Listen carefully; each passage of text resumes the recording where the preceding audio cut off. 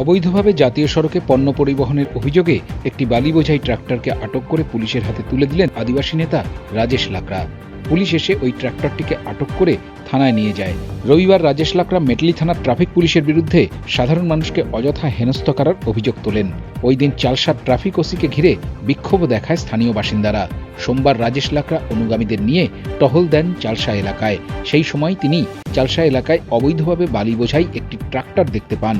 এরপর তিনি ওই ট্রাক্টরটিকে আটকে রেখে পুলিশে খবর দেন। পরে পুলিশ এসে ট্রাক্টরটিকে চালকসহ থানায় নিয়ে যায়। ট্রাক্টরটির বিরুদ্ধে আইনানুগ ব্যবস্থা নেওয়া হবে বলে পুলিশের তরফে জানানো হয়েছে।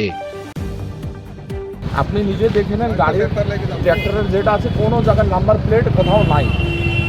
এই গাড়ি যদি কাউকে অ্যাক্সিডেন্ট করে ঢুকে যদি মেরে পালায় যায়, তাহলে কি এই গাড়িটাকে ধরতে পারবে? প্রশাসন ধরতে পারবে? এই গাড়ি আগে আমরা ধরে ফেলেছি, এর আগে কোথায় ছিল প্রশাসন? আজকে আমরা যে পথে নেমেছি, আমরা প্রশাসনকে হেল্প করতে নেমেছি। এই গাড়ির রয়েলটি, বালির কোনো রয়েলটি নাই, হ্যাঁ, রয়েলটি ছাড়া, নম্বর প্লেট ছাড়া চলছে। এটা কি আমাদের কোন দেশে বসবাস করছি? আজকে আমরা প্রশাসনকে এবং পশ্চিমবঙ্গ সরকারকে আমরা একটা কর্তব্য বোধ করাতে চাচ্ছি যে আপনারা এই রয়েলটি ছাড়া গাড়ি চলতে দিয়েন না।